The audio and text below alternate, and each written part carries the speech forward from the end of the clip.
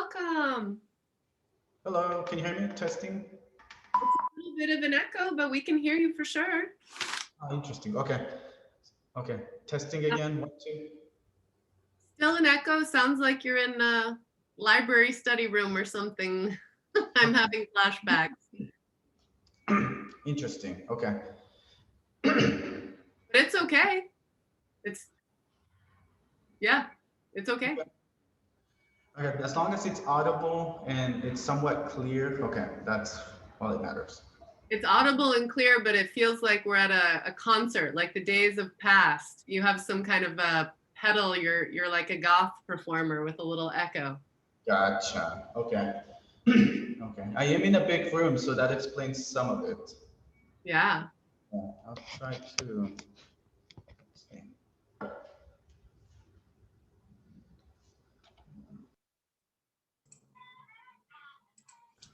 Water. Very important. I need water.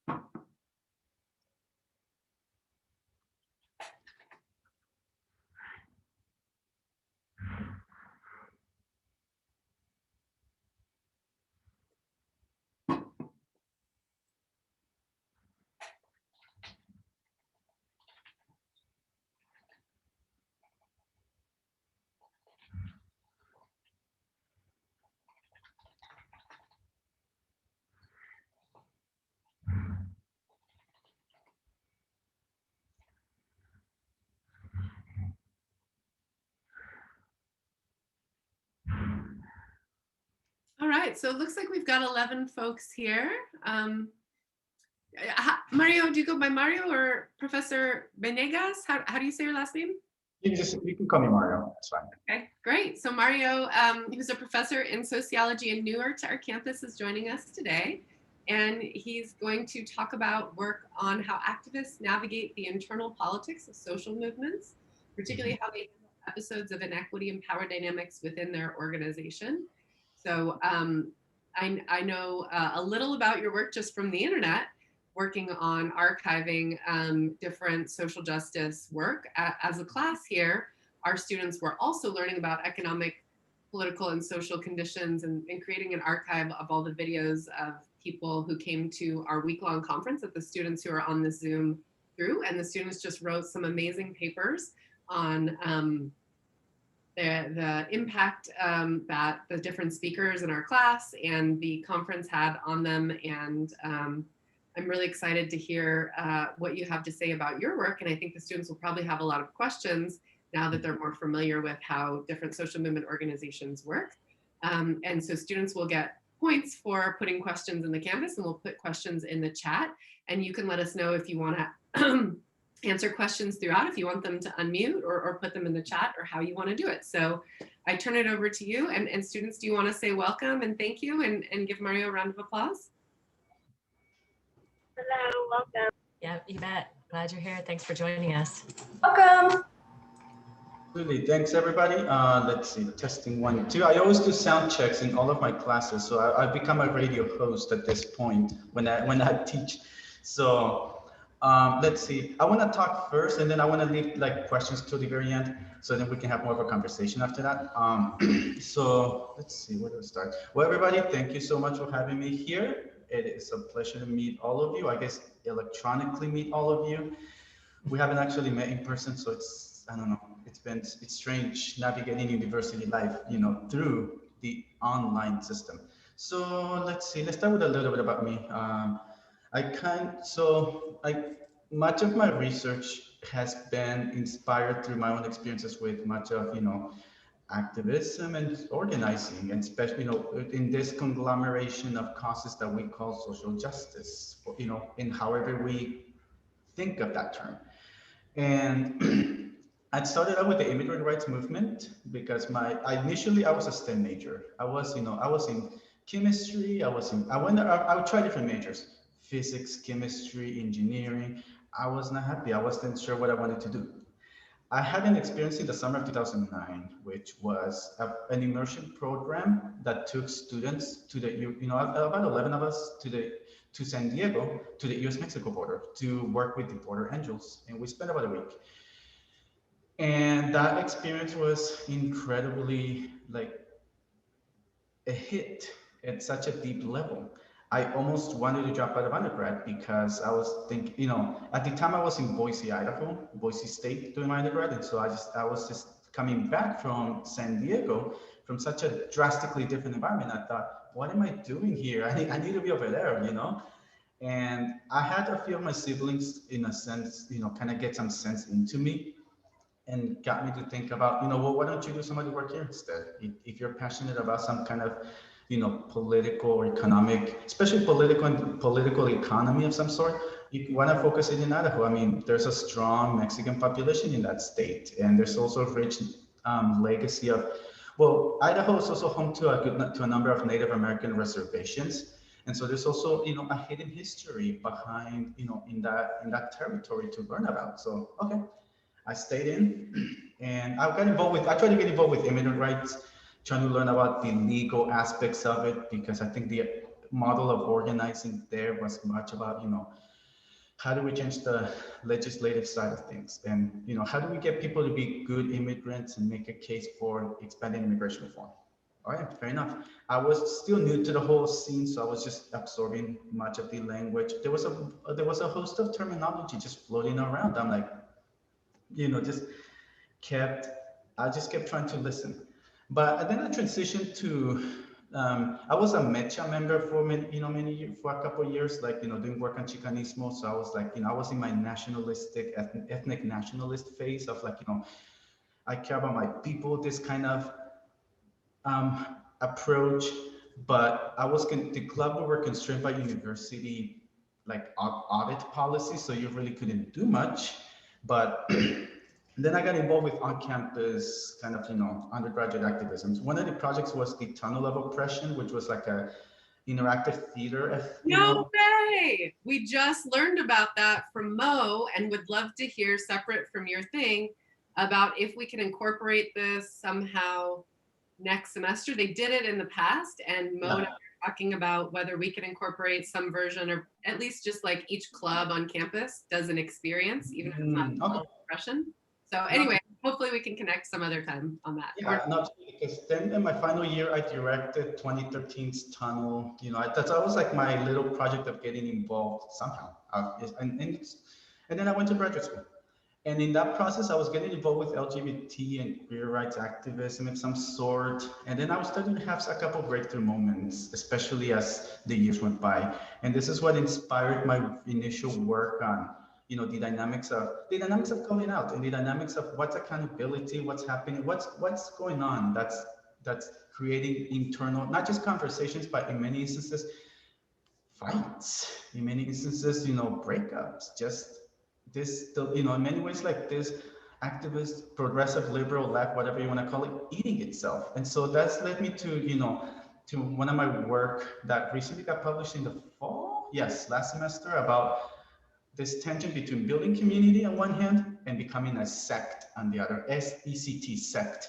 I'm not really good at saying sect in plural because it sounds like SCX, so I'm like sect, or sectarianism. And just what it's like to navigate those dynamics. And one of those tensions is just like, it's a tension between, what does it mean to be inclusive? What does it mean to be exclusive? And at what point does the very same language we use to talk about issues become exclusive? And at what point does it become a bludgeon? To signal to others, we're a club and you're not in it. So at what point, how do activists who are in the process of organizing navigate this line? So that led me away from some of the identity-based movements in 2016 towards the labor movement, towards unions, because I realized, look, I think many of the issues that affect people are also affecting, especially issues that are much bigger than just identity-based, like say lack of healthcare, student loan debt, poverty for that matter. It's affecting people across everywhere, like not just those of us with a higher education, people who never went to school for that matter. And so then that led me to, getting involved with the labor movement in 2017. I was inspired by the Bernie Sanders movement of 2016 that spoke to, issues that cut across different identity lines. And so I went into the labor movement and I wanted to become involved there. And that led me towards, kind of my dissertation and finding another dilemma within labor. And I think this is also within community organizations. How members, those of us who are in the membership, relate to leadership. And what's that relationship like? I'm using this with my hands to signal attention, another internal tension between, on the one hand, on the one hand, democratic rule, what it's like to make decisions. On the other hand, when it's top-down leadership. So how do we think of power? And so this led me to a question, both across the immigrant rights, identity-based movements, but also with labor and economic-based movements. How do we think about power? We, as in those of us who are committed to, whatever vision of social justice, whether it's liberal, progressive, leftist, socialist, etc. What is the question of power? And what is organizing? Because that's another word that comes up. I hear it every time. We gotta organize. But it's like, what is it? So that led to my dissertation, which came up in a couple articles. So Professor Henry, I see you had a couple of my works up there. So two of them were part of my dissertation. The community and sectarianism one, which is the call-out culture dynamics in the United States, that recently came up, that recently got published. And then I did a historical piece, because one of the schools of organizing was the Alinsky style of organizing. Saul Alinsky, an organizer from Chicago, who developed this very pragmatic approach to building politics and power across poor and ethnic communities, nationwide. And in Texas, Alinsky had a big role, especially the Chicano movement in that state, in a very different way than Chicanismo played out in the Southwest, like California and Colorado and the other states. So this led me to an archival research about the use of power and the use of tactics in building political coalitions. And now I'm working with the labor movement, where I'm wrapping up a lot of my work with the idea of leadership and rank and file in unions, because unions have historically been, yes, they have been a powerful force in promoting collective bargaining, in promoting, and especially enabling ordinary people who never went to school, people who probably never spoken any functional English, to understand that power doesn't need specialized language to be felt, and that they could fight in a more collective sense without needing to sound like academics. And so I wanted to understand what's going on here. Well, I'm making my pitch for unions, first of all, but second of all, even in that context, there were stories, nevertheless, of leadership from unions to repressing their own members, purging them, silencing them. And I have one of my favorite books is called Trampling Out the Vintage by Frank Bartok, who's a historian, and it documents the UFW. And it explores, explores the leadership of Chavez, Huerta, and everybody involved, for better or for worse, in every aspect. Both, the powerful, the things that made Chavez, the coalition, very powerful, but the things that also made him authoritarian. And so it explores power in broad, intimate forms. Interesting. So I'm giving you an overview of my work, just the craft of organizing and the dilemmas you face. Discipline, how do you deal with transgressions, how do you organize for power, and how do you relate to leadership? So I'm sharing all of this to lead to a couple points.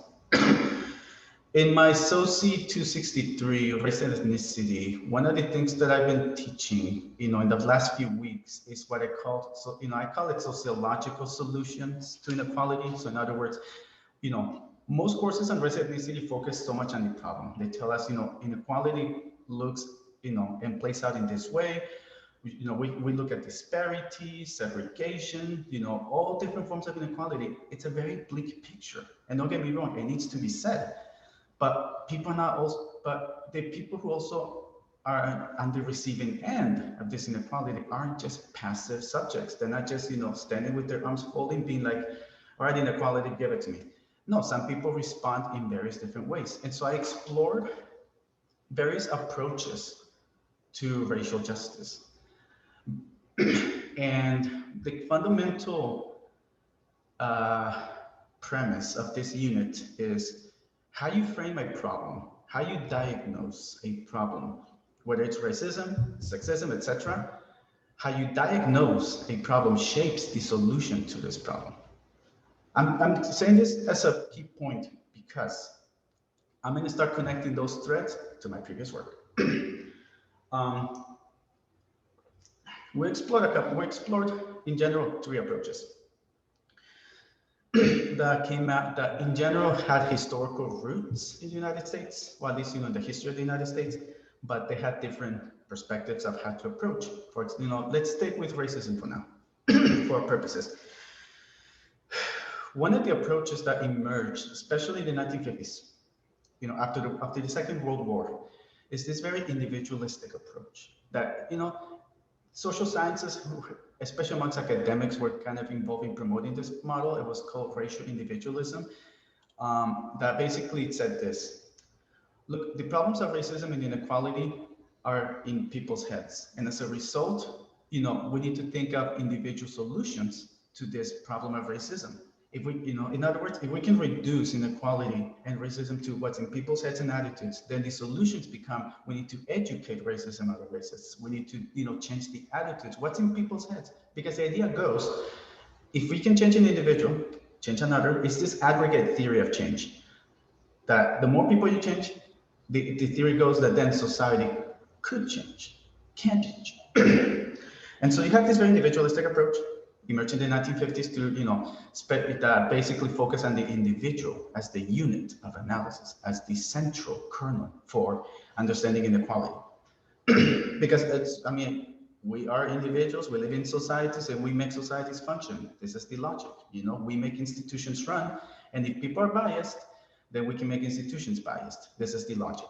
And if you can change individuals, and then you can potentially change institutions.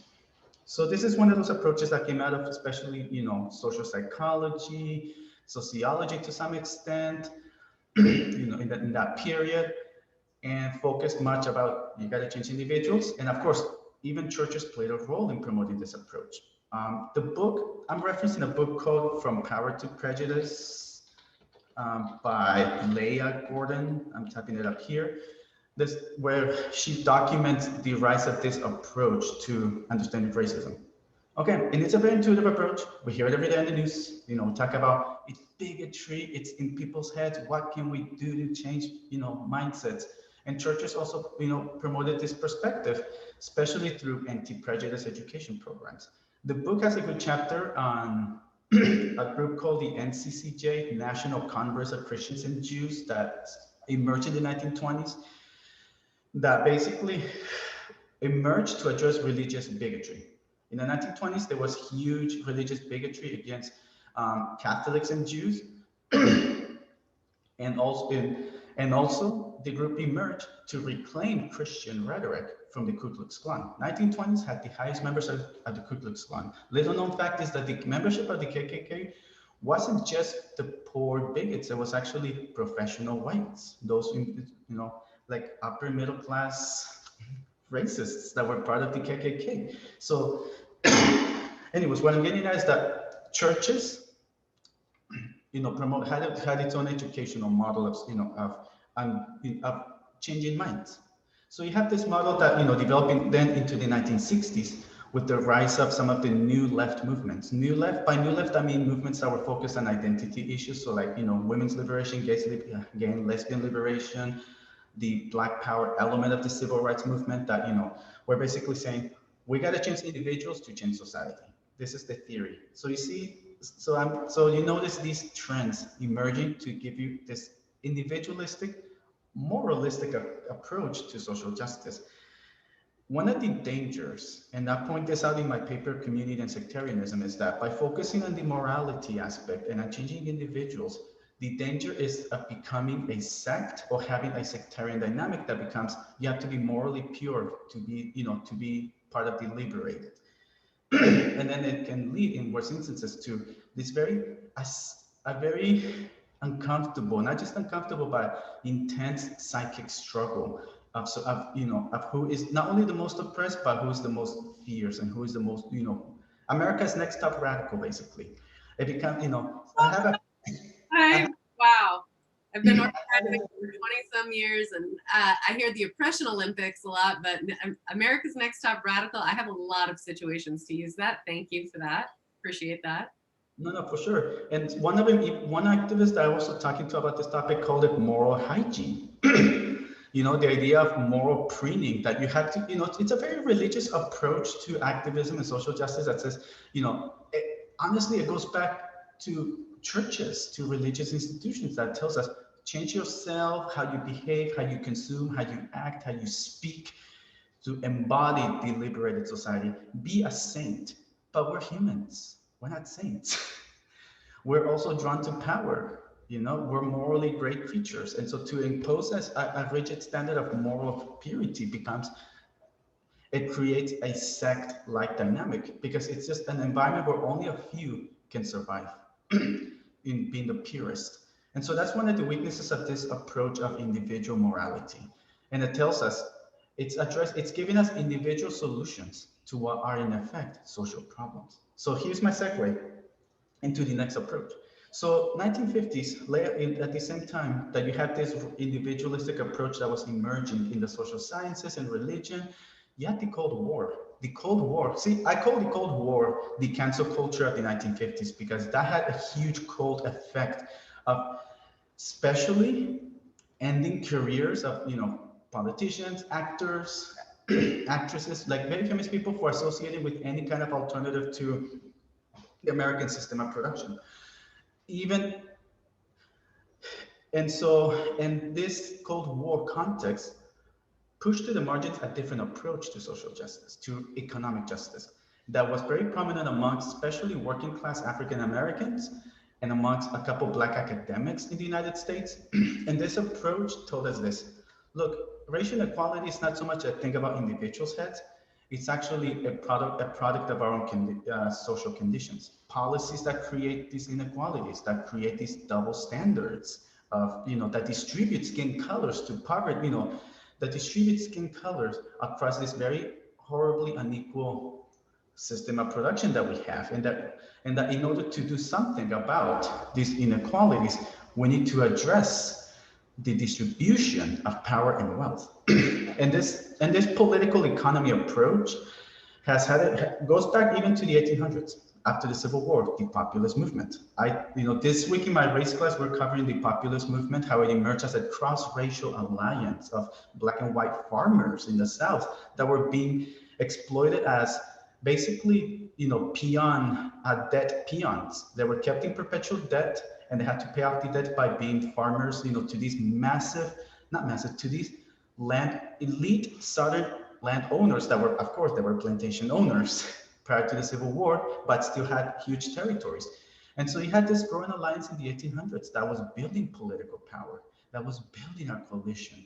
And they were very close to allying with the Knights of Labor. Knights of Labor, another labor organization in the northern states that was also, both for like the skilled labor, but also organizing unskilled workers, many of whom were women as well. So you were having these growing labor organizations.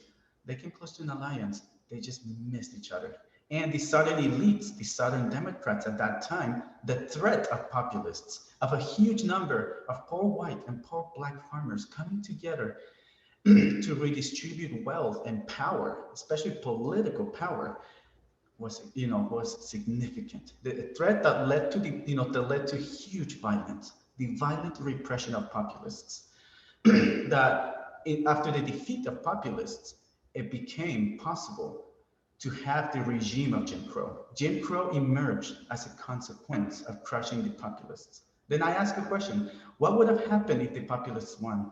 Would Jim Crow have been a possibility?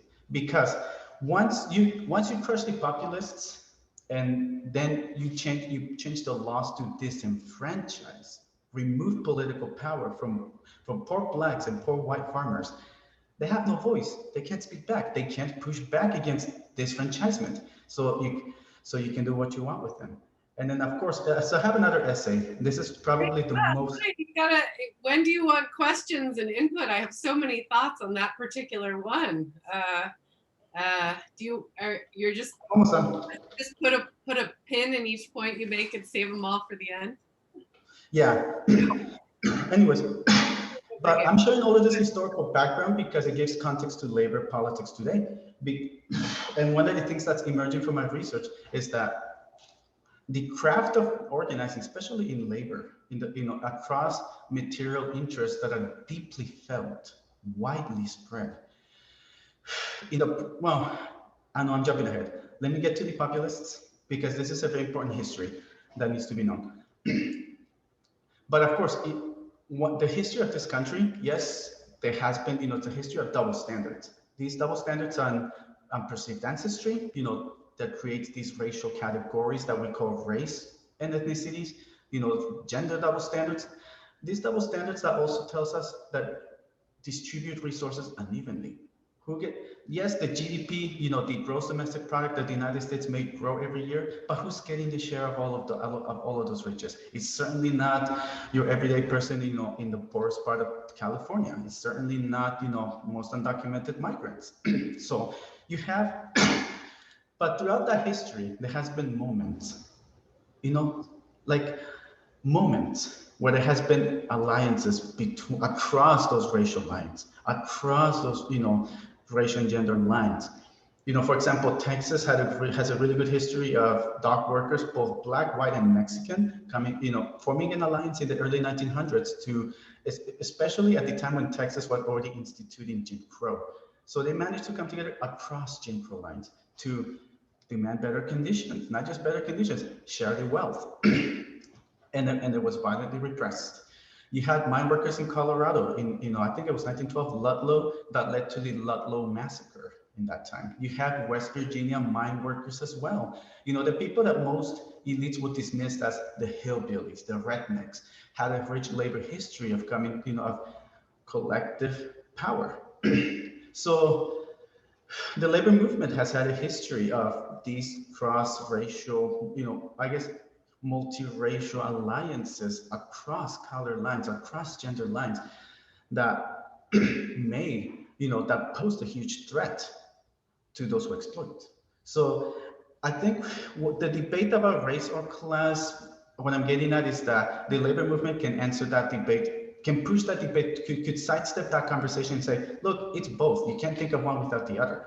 And so the people who frame it as either or are kind of missing the point that in this country, we have material differences that distribute resources, and the idea of races has been the language of how we talk about these differences of resources, because historically, see, the peoples that were transported from Africa to the United States in the 16 and 1700s, they did not call themselves black at that time. They had their own ethnic differences. Some of them were rivals, but the process of enslavement, the process of having no political, no economic rights, rendered them as a population, that eventually, as the practice of enslavement became normalized, a language emerged to talk about those differences.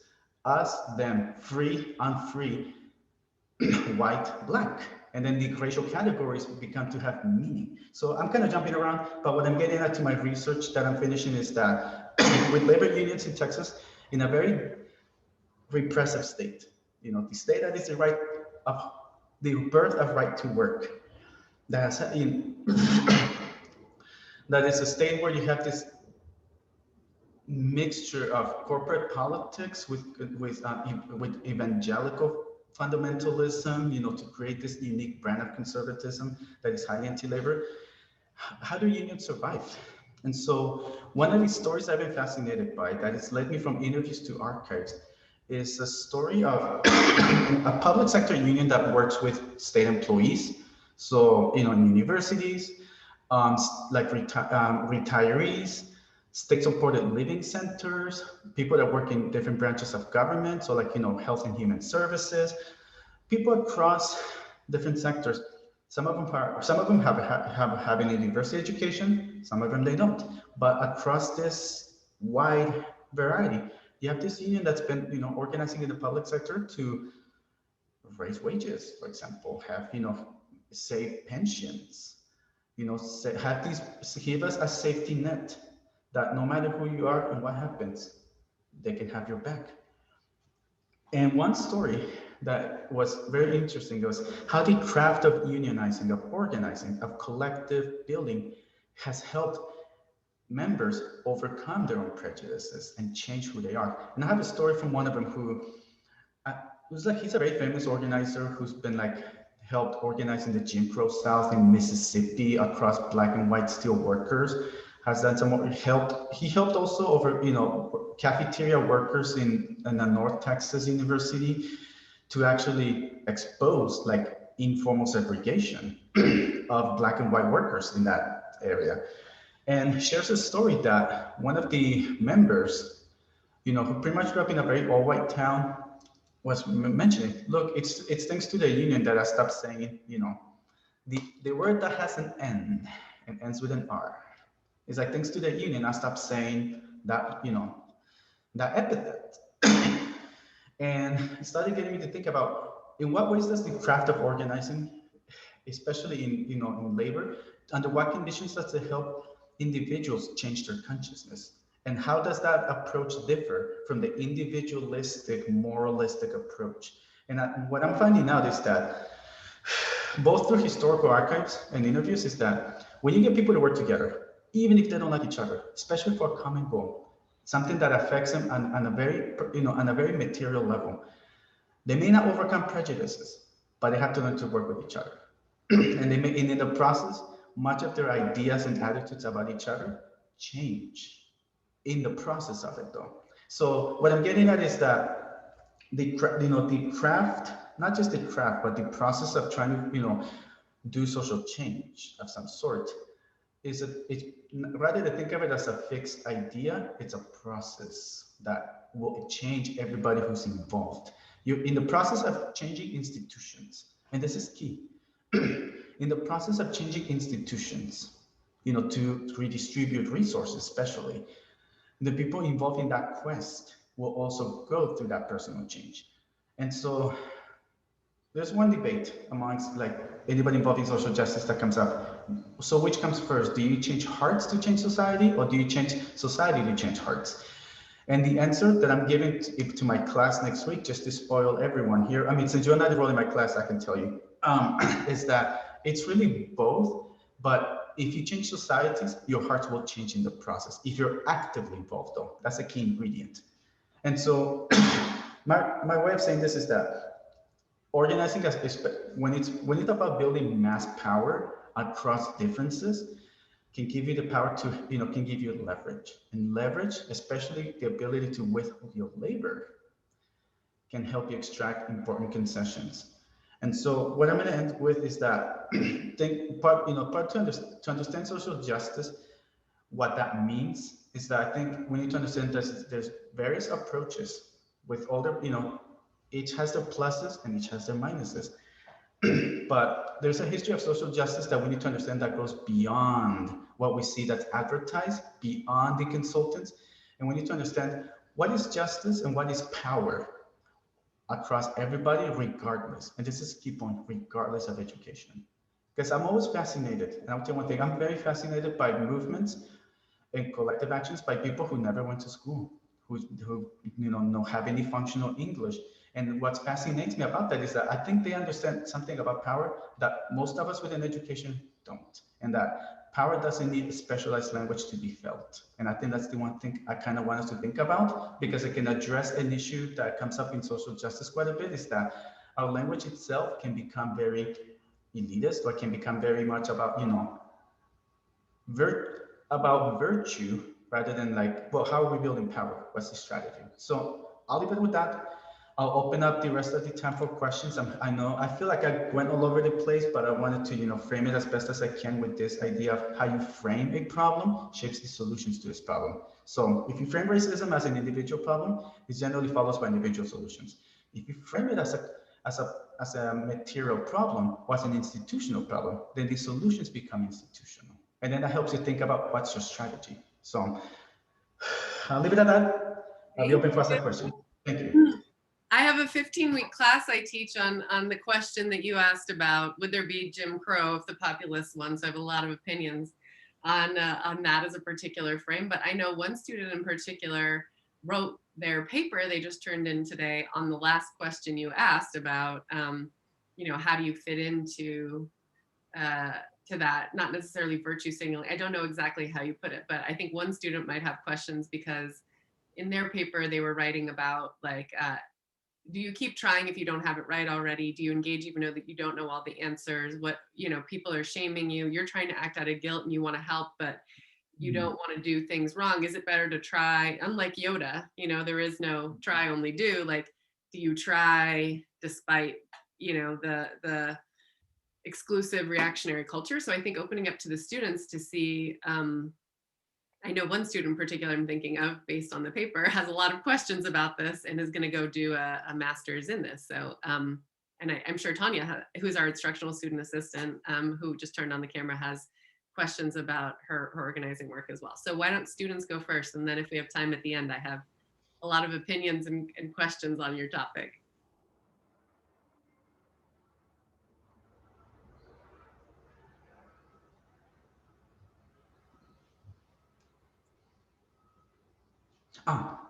Okay. I see a question in the group chat. Gotcha.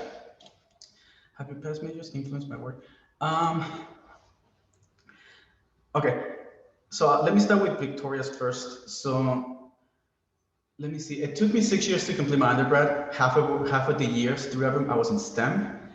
And I think what it helped me sensitize to was that my first few years, especially my first year, because I was in the engineering program and I was in the engineering residential college, like, these dorms that were just for engineering majors. It was isolating. It was like I encountered class and racial dynamics that were very, I didn't have a way to articulate them and I didn't know how to express them, but I could feel it. Dynamics that were very much, like all the other college kids in that dorm, thinking about going skiing and water polo and doing, the like the fan, more of like they have the money for technology. I'm like, look, I was working gardening in fields before coming here. So I was like, it's just such a drastic, it's like the social relations were just so apparent that much of the some of the hazing that I experienced, when I think about racial slurs and insults, the sting behind them is a reminder of, it's almost like a way to remind you of your place, quote unquote, in an unequal society. And so these little stings, those instances, we call them microaggressions, we call them instances. If you put them in a social context, they're basically codes of how to establish rank and superiority in an unequal society. And so I think my experience in STEM sensitized me that it's like, these fields are exclusive in some ways, but there has been efforts, don't get me wrong, and there has been valuable insights to learn from STEM, because I think my experience, going through math and physics, I mean, I got a math minor at the end because I took enough math courses. I was like, might as well get the minor. But one of the ways it helped me is to have a sense of rigor and a sense of analysis for what works, what we're thinking about, both not just in terms of numbers, but ideas. And so I appreciate that STEM has given me a toolkit to navigate ideas, but also it's preparing me to navigate, especially if you're interested in economic justice, how to navigate like the world of numbers and indicators. And because one of my transitions that's happening with my research, as I finish up the labor movement, I've been moving on to political economy, and especially the politicians who institute policies like austerity, policies like, cuts that have an impact on ordinary people. The people who are making organizers get out, do the work to begin with. So I think there's, on a personal level, STEM helped me experience like, the sumptuary codes, like the practices that remind you of your place in an unequal society. But through that experience, I also gained some analytical skills in how to think through it and applying them to ideas. Joe. Oh my goodness. So I have so Joe asks, okay, how do we continue to change hearts? Oh yes, and I hope that answered your question, Victoria. It seems like you think you indicate so. So especially in a very polarized and divided society, I have, I have so one book that I've been wanting to get my hands on, and I think that helps us understand this increasing partisanship and being at each other's throats. It's a book called Hate Inc. by journalist Matt Taibbi, and basically makes a claim, explores the thesis that the media nowadays, and there's a book that goes even further than Hate Inc., that much of the media landscape of today, of news, is no longer about communicating news to a wider audience, it's about niche marketing. And so then news become about giving a specific niche the information and the framework they want to hear, and then telling them the other side hates you, whether it's on the right or on the left. And then it keeps on keeping, and it keeps people separated across these cultural lines. And so it talks about the culture wars, basically. And news, because by keeping people mad at each other, that generates money for them, viewerships, clicks, rates, and so on. And so one way, I have a book right here with me. One of the things that fascinates me about union organizing is that you're trying to talk to people across those differences and try to get them to think about issues that affect both of them. So it's a concept that I've heard in it was a book by Patricia Hill Collins, Black Feminist Thought. She has a concept that I'm surprised doesn't get much circulation. It's called here. And it's one that I think is full of potential. The idea of transversal politics, it's the idea of issues and problems that cut across across identity groups. So healthcare is a big one. Whether you're on the left, on the right, whether you're cis or trans, undocumented or not, healthcare is a big one. And the idea of union organizing is to try to get people, the craft of organizing. It isn't just talking to those who already agree with you. It isn't just, preaching to the choir on Facebook. It's literally having a conversation with the plumber or with that nurse who was a Trump supporter and be like, try to reach a point of understanding, but also, and of course it's not easy. Especially as you're building power and as you're building, coalitions, some of those people may be the most difficult ones to reach. And so it's a process of continuing to have that conversation, but it means we have to step outside of our comfort zones. You have to step outside of our own Twitter and echo chambers, because otherwise, then we create what's called mobilizing. And the mobilizing model, don't get me wrong, there's a powerful effect to it because it helps bring in the people who agree with you, but that's as far as it goes. If the idea is to expand your base, then organizing has to be about our ideological differences. And so part of it is just confronting, understanding that media makes money by keeping us apart. It's part of the business model. It makes us hate each other, especially about very cultural little things like, say, Dr. Seuss or, colors and other things. I'm like, yeah, but and it's like, whether you like Dr. Seuss or not, you have bills to pay at the end of the day. And I think that's something, if we can get, something to get people to think about. It's like bills, healthcare, the indignation that it must feel to be turned down for not having insurance, the indignation of the bread lines, the literal bread lines to this day that the COVID pandemic has created, the indignation of being exposed to COVID and Amazon warehouses, and all the other essential jobs. Are like, these are areas are issues that cut across political ideology.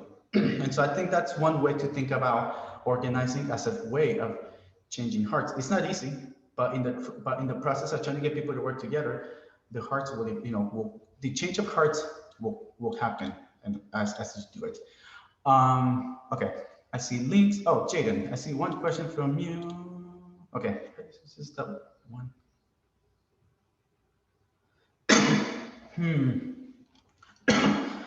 Let me see. So how do you suggest that one put aside politics within an institution? Okay, I'm curious, just help me understand your question a little, better, Jaden. So let me see if I understand it correctly first. Are you asking like, how do we talk through our differences in the context of an institution, or am I getting it correctly?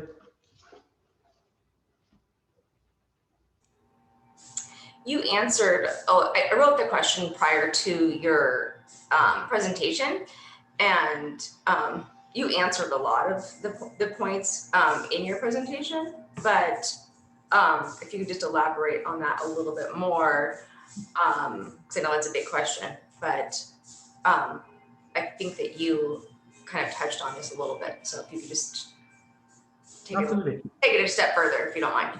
No, absolutely. I like your point about institutions. In the context of institutions and organizations, what's the institutions like universities, for example, schools, and when it comes to organizations, nonprofits, for example, unions, for that matter. I mean, unions are an institution.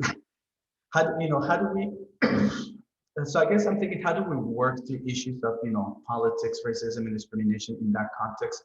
See, I guess in the context of unions, this is where unions are also, they're a powerful force if they can be, organized in a collective, power building manner, but it can be a repressive, force, as we have historically seen, if there is power, if we are dealing with issues of power, who makes the decisions? Has anybody been repressed when it comes to those decisions, and has there been corruption? Institutions, no matter where they are vulnerable to corruption, whether it's a union, whether it's a university. I mean, when we think corruption within politics, like government, but corruption exists in schools, it exists in nonprofits, it exists in universities, and and I think part of one of the questions, a debate that's still ongoing, is how do you create a democratic environment? Whether it's in a university, amongst faculty and students, whether it's in a school within teachers and parents and and the students, whether it's in a nonprofit amongst employees, volunteers, and staff, and those and the executive branch. I think this is it's still, there's a debate on the one hand, how do you promote democracy? But if you make it democratic, then you have an endless meeting. That's when there's a book called Democracy is an Endless Meeting that explores that debate. Because then on the other hand, we have to make decisions. And so it's on the one hand, democracy and efficiency. And sometimes efficiency, it's often done by a few people or, by those at the top. So it becomes about how do you balance between, everybody have the chance to participate and be involved. And of course, address issues. I'm going to get to discrimination. Become involved, but also in a way that helps us reach a decision effectively. Because there's two ends. If it becomes too efficient, it becomes an oligarchy. In other words, a small group of people making decisions for everybody. But if it becomes, democratic, then it becomes an endless meeting. That it's just, just like when are we going to be done? So there's one tension to explore right there. I don't have the answer for it, but I want you to know that there's it's a debate for anybody involved in institutions. The other part, when it comes to discrimination, is another dimension of of institutions to think about what's accountability. What systems of accountability exist within an institution to address, for example, double standards. Harassment is a big one, especially when it comes to both, like general harassment, but also sexual and gender harassment. Like it's a big one in institutions of any kind. And the question then becomes not only what is accountability, what measures exist to actually enforce it. It's one thing to say, oh, we care, but if you don't enforce it, why bring it up? Or why feel comfortable bringing up, that, hey, my coworkers are harassing me, and same for discrimination. So in the level of institutions and organizations, we have to think about, balancing, like, the idea of justice and accountability with like decision making and power. And this is like, I wish I could give you a definite answer, but just at the very least, let me lay out that there's these dimensions to think about. And I guess one practical piece of advice, if I could give, is just as you navigate a company, navigate any institution, the university itself, whether it's SSU, whether it's a school, whether it's a nonprofit, try to do a power chart, or or ask yourself, who has power here, and what does that look like? What are decisions made? Who are the decisions made? Where's power concentrated? What is the system? I don't like the word structure, but I'm going to say it. What's the power structure? What's what's the network of power? What's going on here? Who has power, and where are my points of leverage? Leverage. It's always very important to think about, because this is a good way to start thinking about, advocating not just for yourself, but then think about advocating collectively. Does that help? Does that help, Jaden? Yes, it does. Thank you for your detailed response. I appreciate that. Yeah, absolutely. And then I see another question sent to me. Okay.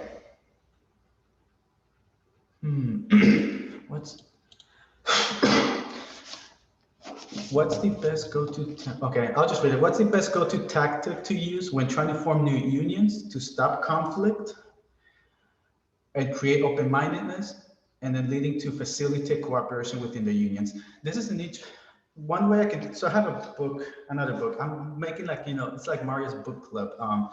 It's called A Collective Bargain by Jane McAlevey. I highly, highly recommend it. I read through it a couple months ago. I loved it because she has cases, like concrete stories of, especially when it comes to forming a union and also reforming a union.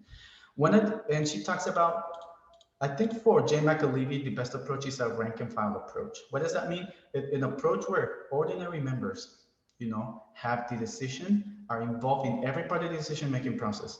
Voting, they have the power to vote, and they also decide on collective bargaining. They're invited, they're active participants in the bargaining process. One of the skills, that I've been navigating lately is the idea to ask for what you want in bargaining. If you come from like a working background, especially from a migrant background, or from a poor background, you're often taught to just, take whatever people give you, don't ask for more, like kind of like the habitus, the habits of you're just there as a servant. And the idea too that you can ask for more is kind of foreign and alien to some, individuals from those backgrounds. But unionizing, when it's done by rank and file members and they have the collective power to do so, can teach those, people from those backgrounds that no, I can raise my expectations. I can ask for more. And so I think this, I think a sign that you're dealing with a good union is if the rank and file members have the decision-making power in almost every phase, including elections, including bargaining, and if they're invited to the table. If not, hang up, run away. Because one of the things about union politics is that I've learned is it's like dealing with clans. They're almost like specific, they're almost like, I think of like, Gryffindor and Slytherin, like all these houses, but they have their own members, almost like a guild. Actually, a guild is a better term. And they have turfs, they have jurisdictions over certain workers. And so one of the ways in unions is that there have often been conflicts between unions regarding who gets to keep what. Who gets to keep, for example, hotel cleaners and how many of them. And so part of union politics is negotiating, memberships and, constituents.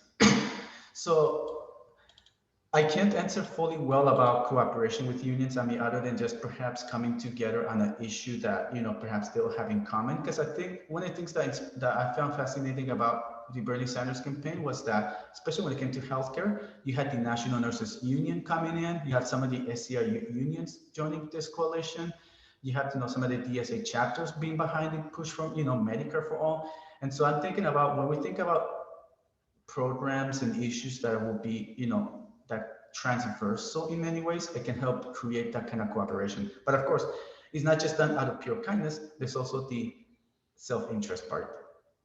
We're altruistic creatures, don't get me wrong, but we're also self-interested. And I think learning to accept both rather than one or the other can help us navigate these morally gray areas. Okay, let me get to Danielle's questions. Okay. This is a really good question about discrimination. I'm going to do my best to answer it because when it comes to undocumented workers, that's kind of outside of my area. So, just to put that out there.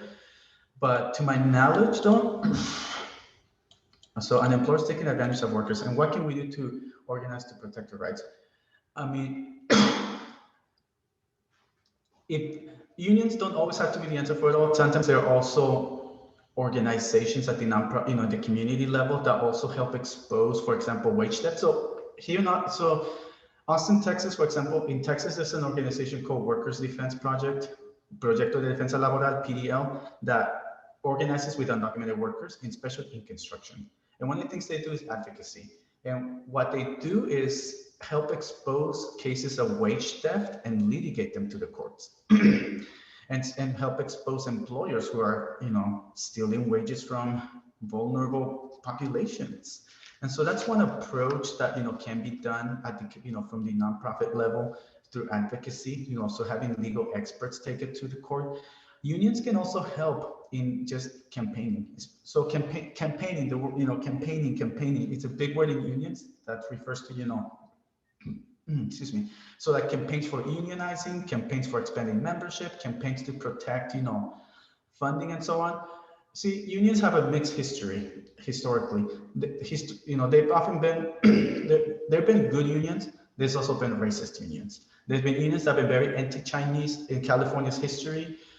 And there's also unions that have been very anti-Mexican. And they've also been part of deporting undocumented migrants from Latin America, Asia, and so on.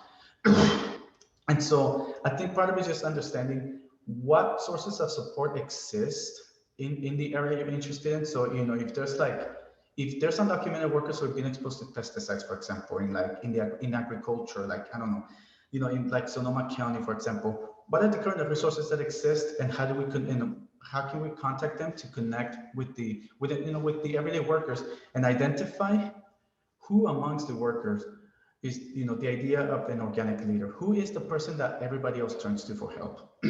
Because part of organizing is letting the workers organize themselves and identifying who the organic leader is. Again, McAlevey explains this detail of the organic leader model of organizing that can help, yes, undocumented workers or any population, hotel cleaners. I mean, one thing about hotel cleaners is that they often get exposed to sexual harassment in different ways, And there's a chapter by McAlevey here about hotel workers in Oakland, cleaners, that in many ways, through the help of the SJW, were able to lead a strike and actually demand protections from, being flashed when you walk in to clean up a room, or, at worst, assaulted.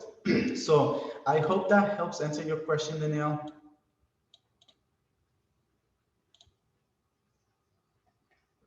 And okay, yes. And then now, okay, Shannon, let me repeat. Okay, good. I'll end up by touching base with those approaches. I only mentioned two. I forgot to mention the third one. And the first one is the individualistic moral approach that tells us if racism is in people's heads, then we have to change, attitudes and mindsets and feelings to change society. The danger is that it can become very moralistic and become very much about purity. The second approach is political economy, which is where, where it tells us if inequality and racism, if racism and inequality are rooted in the distribution of power and wealth. And in order to change that, then we need collective action, mass politics, to redistribute that wealth and that power. And then the third approach, I touched on it with the workers' defense, is the advocacy approach. That in my race class, I also talk about through court cases.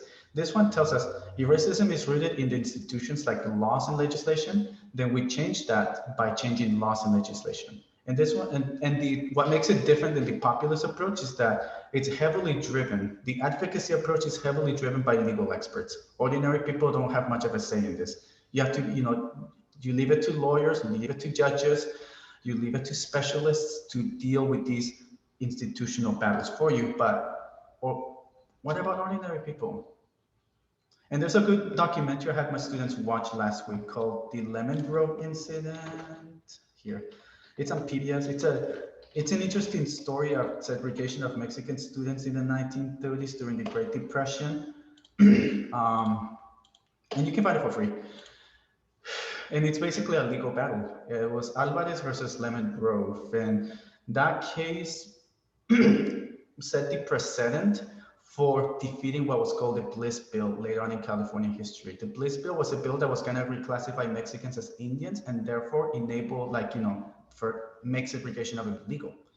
And so it's an interesting documentary that I highly recommend. So Does that help? Basically, in short, individual moralistic, political economy, mass politics, advocacy. Well, that was a good summary, and you finished the definitions and questions right at 1:59, and we asked for an hour of your time. So, folks, do you want to say thank you and give Mario a round of applause? That was awesome. So much information. Thank you so much for sharing your work with us. I appreciate it. No, absolutely. Yes. No, thank you for being a really good questions, really good audience. Appreciate everybody here. You know, as we work with this Zoom. Yeah, we'll follow up about collaborating on some kind of tunnel of oppression type thing for the next week-long conference for Social Justice Week in 2022. Sounds good. All right, everybody have a good rest of your day, good weekend. Hang in there. We're gonna finish strong this semester. All right. Ready. Good luck for the finals. Thanks, Professor Vegas. Let's take a 10-minute break and come back at 2:10. All right, so it's 2:10. Let's come back together. That was a lot of information, and he posed a lot of questions, and I think also assumed you knew a lot about the topic. So let's go over questions folks have.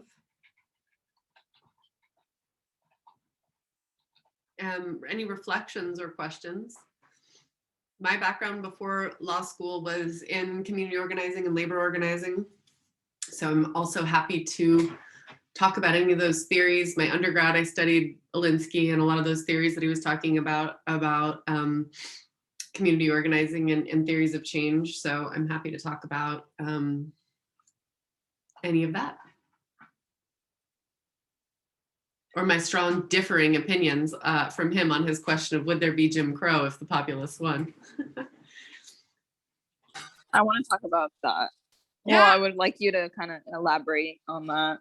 Well, Danielle, you've taken my classes. What do you think I think about that?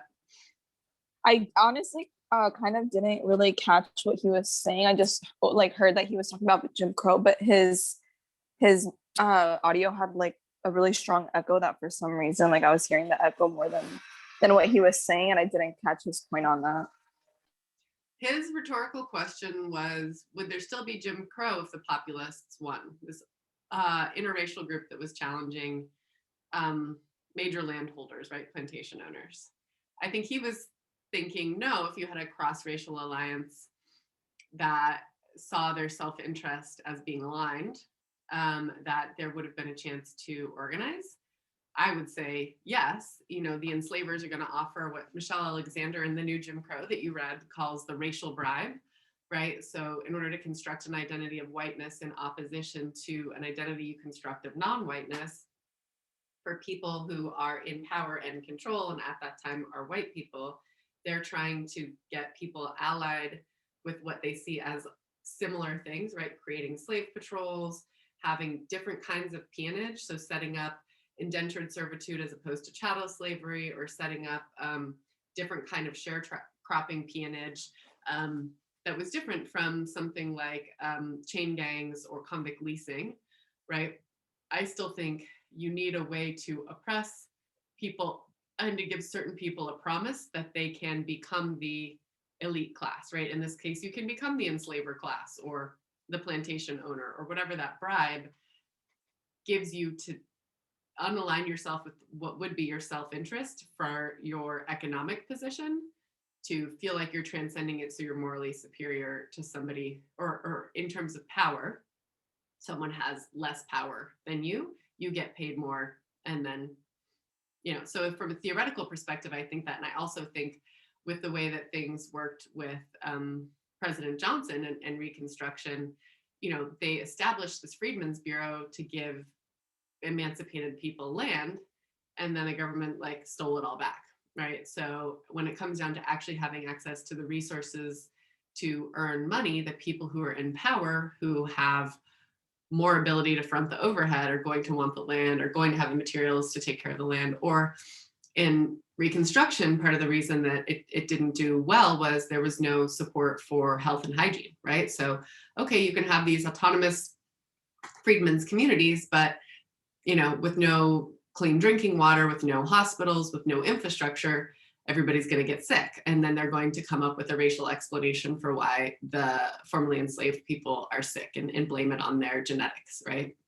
Even though previously their genetics were a reason to enslave them because they were stronger and they could tolerate the work, right? That's the narrative that the President Johnson and people like him had. So I don't think that 4 million newly freed people, and basically that act collapsing the economy, unless you bring them back into the labor force somehow, would I don't think populist winning would have stopped racism as we know it today. The end. That's my TED Talk. What do other folks think? Danielle, you're lighting up. I'm not sure if that's because you just talked last, but maybe you want to talk because you've read these books and taken the class.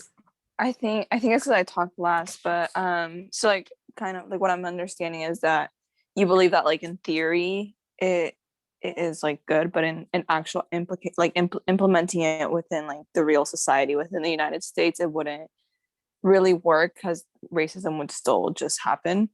I definitely agree with that. I didn't catch what he was saying, like I stated previously. Like yeah, I definitely think that would happen because I feel like it's almost like human nature where we're always going to be like competing or trying to, improve. And so there's always going to be one way or another, a hierarchy is always going to be like built by a certain group. Obviously here within the United States, it's always going to be like the richer class.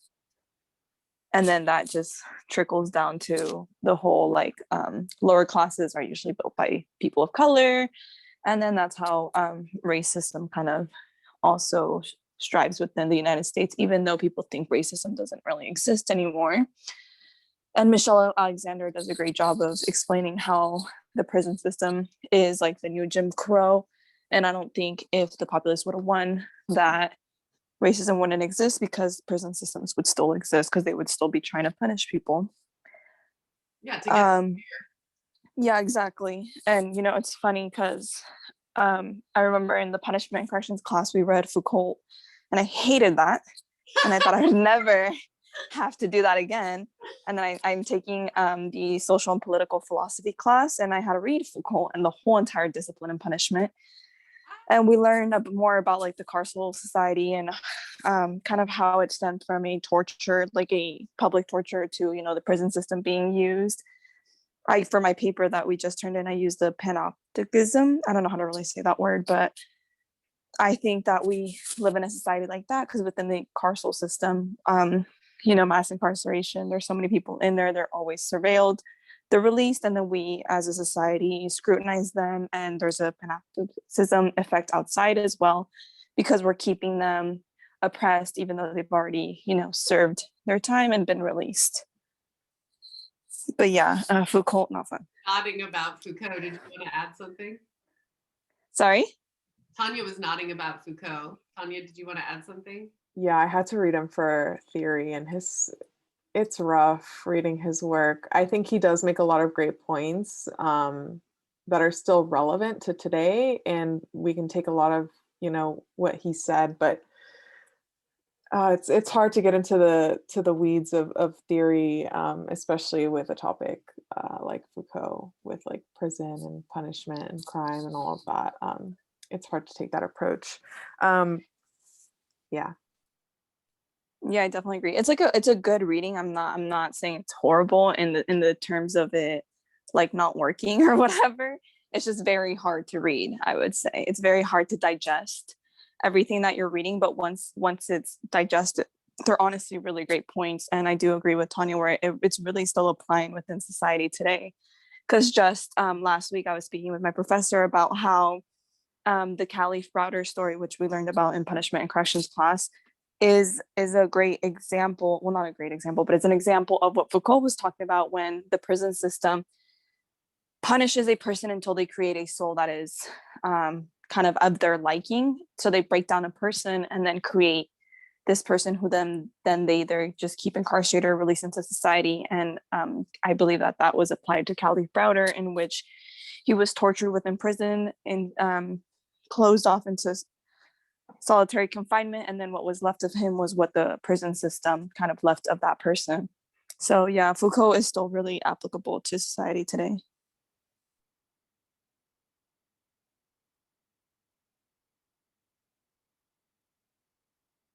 Shannon, your paper had a bunch of similar questions to the questions he was asking. What did you think? Or I saw a lot of relationships. Yeah, I mean, he gave us so much information. And it's so funny because interesting, different little things stuck out to me, and I couldn't help but like this theme of divisiveness, and early on in his talk, he talked about his work with the immigration, and talking about what makes a good immigrant and how to expand immigration reform. And then as he continued, he then talked about like, free and unfree, white and non-white. And I didn't really land on any one thing. Like I kind of was taking it all in and just trying to figure out how to make sense of it. And also I was reminded of my history class when he talked about this idea of when people end up working together. And I can't even remember the concept he was stating it under, but when we end up working together, that's when we kind of get to sort of know each other, or that's when our hearts can be changed because we're around these people in a regular way and sort of serving a similar goal or something like that. And I feel like this is what I learned in history when I guess it was World War II. I can't even remember, when Blacks and Chinese and Japanese were fighting alongside white soldiers and dying alongside them and not getting the recognition. Or then when we come back, right, we come back to America and they're being treated like shit. And so then white people became, willing to stand up for the rights of those people. These minority groups that were putting their life on the line for the same country and being treated like shit for it. So yeah, it was a lot to take in, and it sounds amazing, and I'm super stoked that he's doing what he's doing. And I'm a little unclear, like when I asked him about his 3 approaches, like those were what his dissertation was on, correct? I think so. I wasn't clear either. Okay. So yeah, so it's interesting. And the last one, the individualistic and the political economy ones I got, but the last one, did he say efficacy approach? Advocacy. Oh, advocacy. Okay, gotcha. And I feel like, is that the one that he says that's the one we kind of need to be embracing? I don't think so, because that's not like the by for approach where people are impacted the issues or organizing the issues. I don't think he's saying that the advocacy approach is the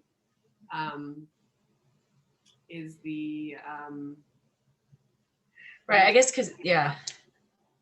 So what approach is he saying we need to do? I don't think there was one specific approach. I think he said it's a combination of both, like Gotcha. being in organizing and working to work with people that are different from you, while at the same time like critiquing the system that you're in and trying to change that. Yeah, because I love Professor Venegas' work. I haven't had the chance to take a class with him, which kind of bummed about, but Soci Club interviewed him and his research when we did our Meet the Faculty series when he was first at SSU last fall. And yeah, his work is just super interesting, and he studies like different social movements and stuff like that as well. So for me, it was really interesting seeing his perspective and how you study organizing through an academic lens. The things that he said about framing really stuck out to me, like how we diagnose a problem shapes how we come up with a solution. That's huge. And I know there's a lot of research on framing too, the way that we frame and we think about social problems can impact like our solutions in a lot of ways. I forget who it was, but I learned about it in my nonviolent strategies course. There's like a research study that shows that people were presented with like the same problem and they were framed in different ways. And the way that people thought about the solution to the problem was drastically different.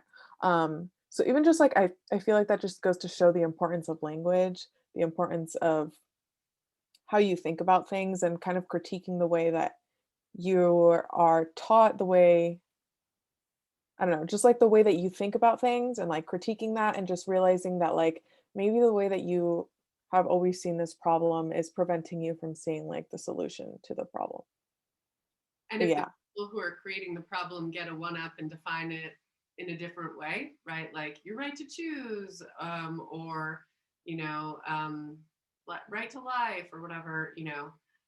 So George Lakoff is kind of considered the father of this idea of framing. He's a cognitive linguist, and a lot of times people mix the work of Alinsky in talking about coming up with a discrete winnable issue, and him when they're thinking about how to write the narrative of framing or organizing. I put a bunch of other resources that are not white men, that are more like Center for Third World Organizing, strategizing around issue-based organizing.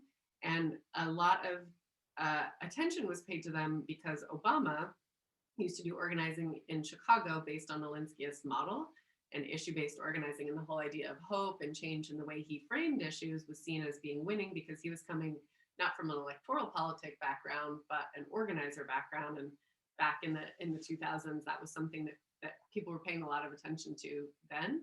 But if you let your opponent frame the issue, you've kind of already lost because you're fighting back against their narrative. So that's something that in campaigns, people really want to get out first with how to talk about the problem or the solution, right? Like I was trying to think, never mind. We have so many guests in my other classes. I was going to tell you about other guests, like people come and talk about death by incarceration as opposed to life without parole, right? Life without parole focuses on your life. Death by incarceration means they're sentencing you to die in prison, right? And there's just different ways that you can think about the same thing where people might understand, oh, that person is going to die because of this, you know? So anyway, Candace, yes, Danielle. Candace came and talked to us about that. Other folks have concepts they want clarifying on or any reflections they want to share?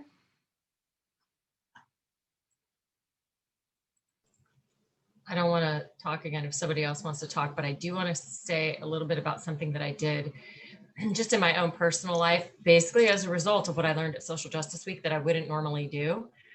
Or not that I wouldn't normally do, but as soon as I did it, I was like, oh crap. And I just felt totally exposed, but I put something on social media via Nextdoor. So I belong to the Nextdoor app, and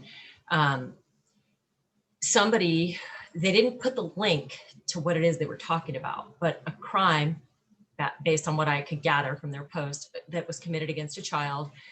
I don't even know what it resulted in, but this person was basically saying no justice for this child because, the government of California has placed a moratorium on the death penalty. And like, I don't even know, it was just, it was kind of general and not very specific. And then a few other people posted underneath that stating sort of this allegiance with, kill all criminals and just this very, strong opinion. And so I just simply replied, restorative justice, not the death penalty, will do more to, protect communities from crime and bring justice to families. I mean, I'm getting nervous just even telling you guys about it. It's so funny. My heart is literally racing right now.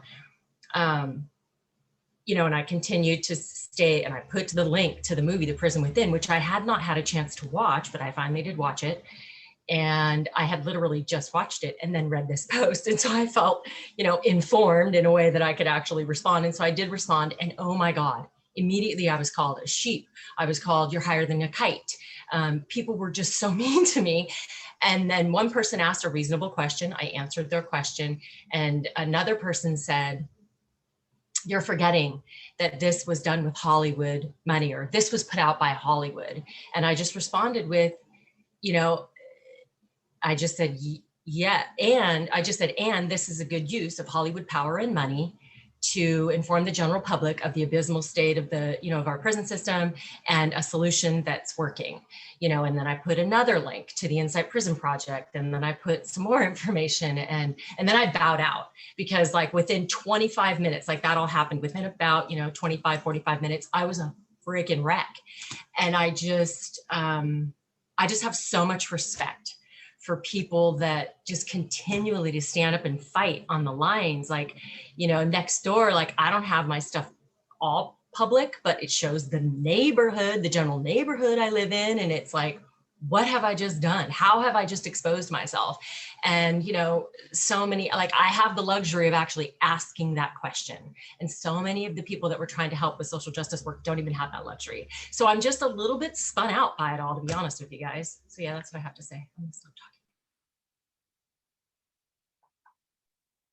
Shannon, I just want to say thank you for doing that, and thank you for taking time out of your day to educate, you know, your neighbors in your community. Like, I feel like so many people who have seen issues like that or just like comments like that, like, don't end up saying anything at all because they don't know how to engage, or they don't know how to, you know, have a conversation without completely blowing up on them, which is the route I probably would have taken, but I'm working on.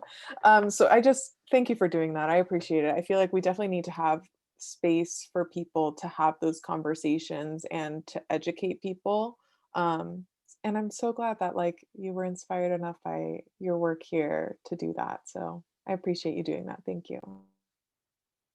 Ditto. And maybe next year we could have a session in Social Justice Week where we think about how to engage online when with heated stuff or something. I don't know. Well, speaking of next year's social, yeah, Danielle says yes. Okay, let me add that to our timeline. We've been having lots of meetings with other stakeholders. So maybe one of these sessions that says community group, we can see how to intervene in social media drama, community group session, how to engage in online / social media debates. All right. So I wanted to show the amazing video Tiffany made. Tiffany couldn't be with us for the whole class, but I want to show this amazing video. Hold on one second.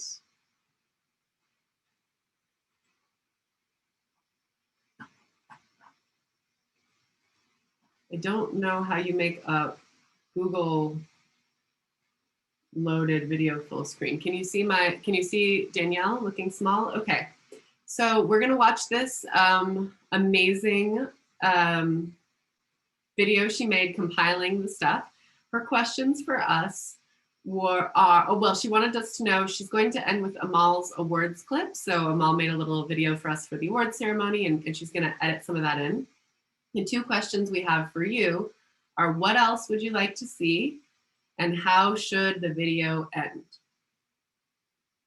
So go ahead and think about that, and we'll do a report back to her. You can just drop it in the chat and I'll send her the chat later. What else would you like to see in the video, and how should the video end?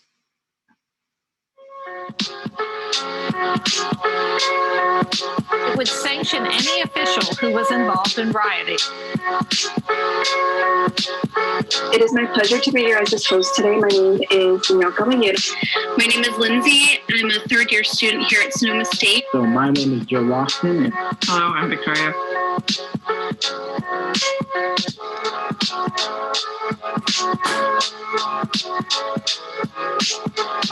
Get in the car, man. I will. Get up, get in the car. Okay, I've been waiting the whole Get up, get in the car. Mama. Get up and get in the car right. No justice! No peace! No justice! No peace! I can't think of anything in so many ways that is more important. Folks, we don't have much time. We've got to get it right. And I'm talking about social justice and environmental justice and environmental stewardship.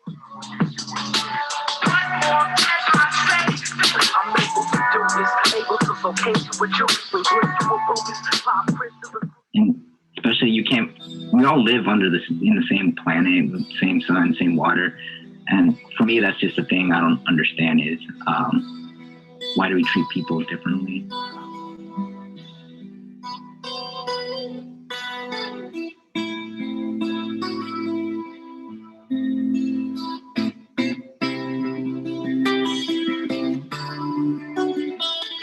That's what identity means to me, even if it's reading it piecemeal, because a lot of Salvadoran culture is very piecemeal.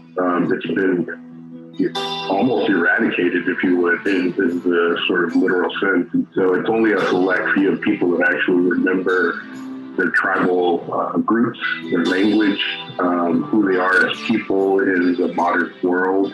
And so for me specifically, I look to the food, the names of places, to sort of reiterate who I am as a person. ¿Cómo es que meto a mis hijos a la escuela? ¿Cómo me comunico con las maestras?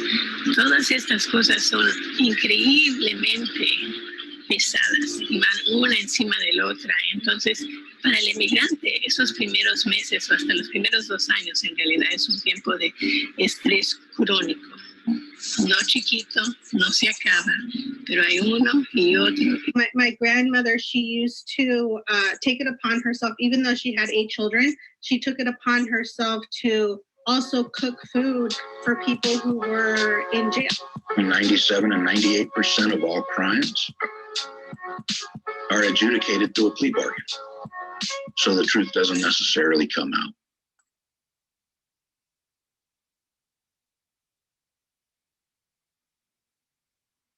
The message has always been clear. Picking cotton is picking cotton. The only difference now is a multi-million-dollar shoe contract with Old Spice covering up the stench of a continued racialized and sexualized policy and practice. As the suspect becomes more compliant or ceases the threat or ceases the resistance, the officers are taught to de-escalate the force. What do you need for your own personal healing? So because I entered through this phase, I was all about like the animals at first, and I still am, of course, but now I see veganism through such an intersectional lens that it's much less about the animals, but also much more about people of color and the right for food, justice in general.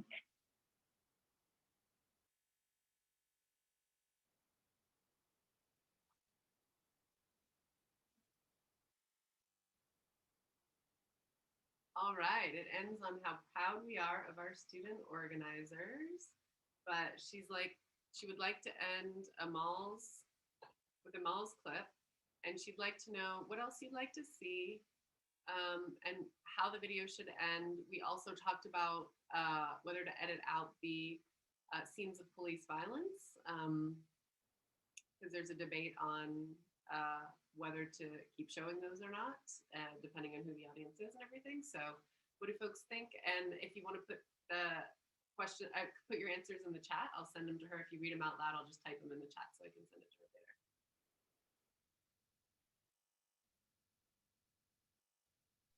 Yeah, I put it in the chat, but I think we should definitely take out the video of George Floyd's death and also the Rodney King video. I think there are better ways to talk about social justice without focusing it on Black death, especially at the hands of police. So I don't want that to potentially trigger anyone, because I know that's difficult for me to watch, and I don't think we need to be sharing those videos. And I guess my other comment would be that there was kind of like a abrupt shift from talking about food from the indigeneity student panel to Malinali's movie. So maybe adding the clip from Amy, her session on food justice in between that, to make that like a less of a apparent shift, just to kind of make it flow a little bit more. That was like the only edit that I had.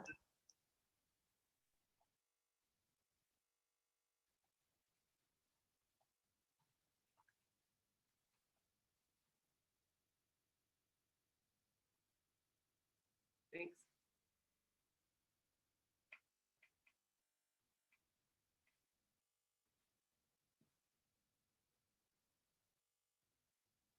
I think we should include, or she should include James Birch when he talks about the decertification that I believe California shut down, but is talked about in other states when, California is touting to be the more progressive, but they were here protecting cops. And it was certification? decertification, basically stripping them of their ability to work as law enforcement.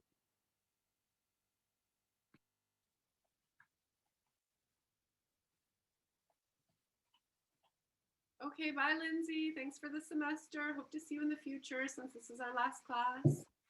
Bye. Thank you, everyone. Bye, Lindsay. Lindsay.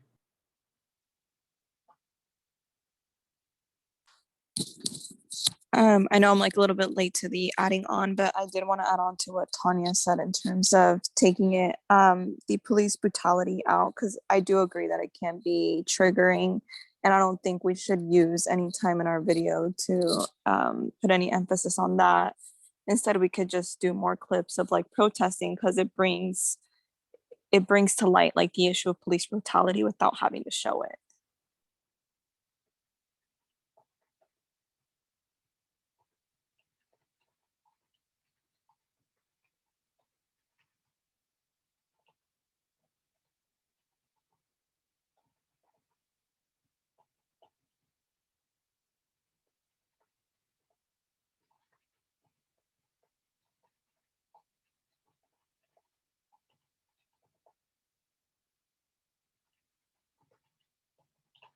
Dennis, Jamila, any thoughts?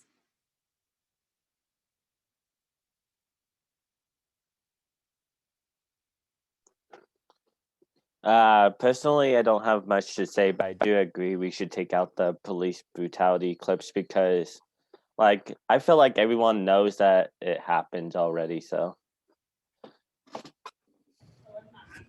I agree. I think that there's stronger ways to like show the issue than putting in the clips. Perhaps an effective way or to substitute that would be to present some like not very crowded slides of statistics of police brutality. So, making it about numbers rather than a visual. And we can take that from James's presentation. I was about to say that. Yeah, he had some great statistics, and also how they get a bunch of money from like overtime, which is crazy. Yeah, Shannon also asked about homeless action, and I don't think we had clips of that. There's obviously with 20 sessions, there's a lot of clips missing, and we're going to work over the summer on that, and we're going to try to work with strategic communications to get more people to follow the events and do that. And Tiffany has a lot of skills, so we're going to spend more time getting people to follow our social media this summer too. So if it doesn't make it in this little recap video, we can do that in the summer too. Maybe, I don't know if this is a good idea for recruiting followers, but if you can somehow get the main SSU page to announce like a giveaway that the Social Justice Week page is gonna do, like starting from, I don't know, May 30th to August 30th. Any new follower between that time, pick that random, will win, I don't know, a $100 Amazon gift card that'll incentivize people to follow the page. And then you can somehow use a website where it tells you who followed you between that time, and then pick a person. I'm adding that to my notes for meeting with them. All right.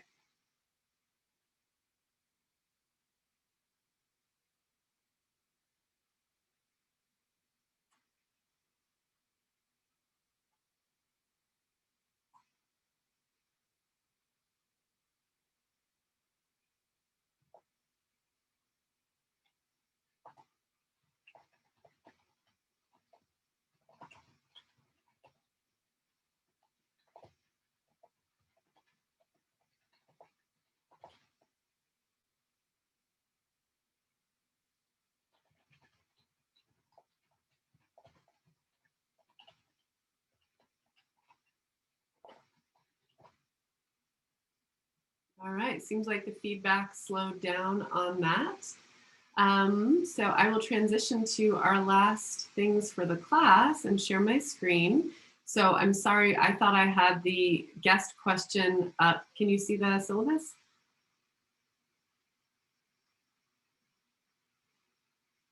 Yeah, okay. Yeah, we can see it. So I thought I had the class 14 guest question thing on the Canvas, but I guess I didn't have that enabled. So make sure you post your question that you had so you can get the last 5 points today. Most of you had turned in your papers that were due today. Some of you haven't. Yeah, Jaden, the clip with Greg Saris was just audio. So maybe add in video of Greg too, not just audio, and have full title. Yeah, so if you haven't turned in the paper, some of you haven't, please do. They were amazing so far. I've been enjoying reading them and grading them. For those of you that turned them in early, they were great. And some of you turned in your exit survey and some of you didn't. So I wanted to give time today for you to turn in the exit survey on Canvas so you can get more points. And then also the SETIs, Student Evaluation of Teacher Effectiveness. So these are the ones that you get emails about from the school and are on your homepage on Canvas that aren't on our class page. And those are what they decide hiring and firing and course assignments by. So those are the ones the administrators see. The one on Canvas that you get graded for is just for me to change this specific class and make it better for next time. And then the one for the SETIs is the one the departments see. So that's anonymous. And you know, my department chair will see that. Probably Dean Carlton will see that because she funds this. And for all your classes, it's super important that you complete them because we're going to have really low rates of people completing them because it's online and obviously you're not given class time to do it.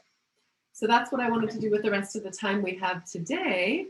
And then lastly, there is I'm copying this link. Some of you have had Professor Burton, who is presenting a panel at this Association for Interdisciplinary Studies and wanted to do a panel on people organizing Social Justice Week. And I wanted to know if any students would want to come to this virtual conference October 14th, 15th, or 16th to talk about your work in Social Justice Week. So feel free to shoot me an email if you want to, and I can add you to the organizing thread so you could get that on your resume, being a panelist at a conference, an academic conference on what we did with Social Justice Week and how other schools could potentially replicate it. So that's what I have for our time in our last class, giving you time to do SETIs, giving you time to do the exit survey, and giving you time to do the in-class journal. If you haven't turned in the paper, you'll have a 0 placeholder until you turn in the paper. And if you don't turn in the paper, you'll get a 0. But that's all I have to say to wrap up, other than a lot of gratitude. And I'm super impressed with all your work and inspired. Tanya, do you want to say any closing words in our last class here? Yeah, I just want to reiterate Caitlin's words of gratitude. I know this semester has been tough. And it's difficult to organize Social Justice Week when we're in person. So the fact that y'all did this over Zoom is just so amazing. And I just can't thank you guys enough for all the work that you guys put into this class and to Social Justice Week. And yeah, I'm really grateful for working with y'all and that I got the chance to virtually meet you guys. And hopefully when we have Social Justice Week in person, I can meet some of y'all then. Oh, thanks for the heart, Joe. Thanks for the thumbs up, Jaden.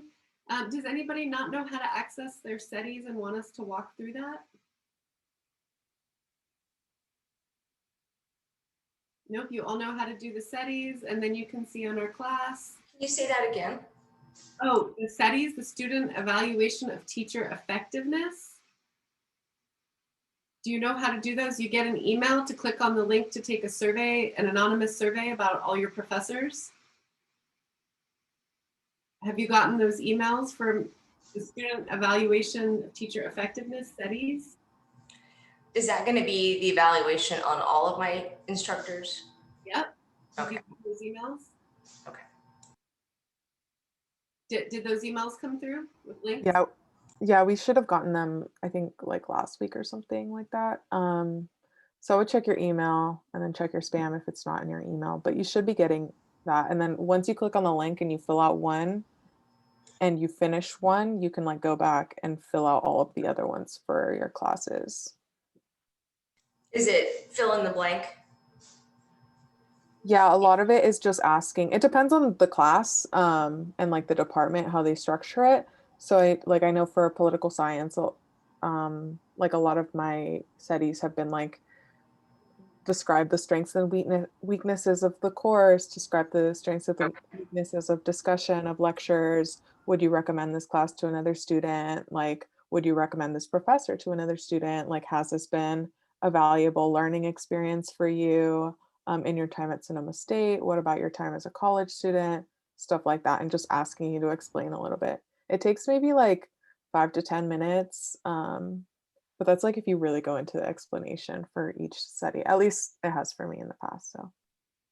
And there's ratings 1 through 5, and if we're up for a new contract, so I'm an adjunct, I'm not tenure track. So at my 3-year contract or my 6-year contract, I have to summarize all the ratings. So I take their 1 through 5 ratings, and I have to put them all in this Excel sheet and do the math and send them to the department and things like that. So the ratings theoretically do affect, outcomes in your department's hiring practices. And I certainly read them all, and the department chairs will inquire about things. I certainly read all the ones where people evaluate a wrong class and give me all this feedback about what a mean man I am. And then you can't get those taken away. You get like a 1 and they're like, he made us spend $500 on books. I'm like, I don't make anyone spend any money on materials, but guess I can't get that taken off. Or my first year when they called me an ice queen, that was fun. So anyway, that's what we have for the rest of the day. So do the studies, do the course evaluation. This is called an exit survey on Canvas. So you can see that here. I'll copy the link in as well. And then let me know if you want to come to the conference. Whoops. That didn't work. Copy link address.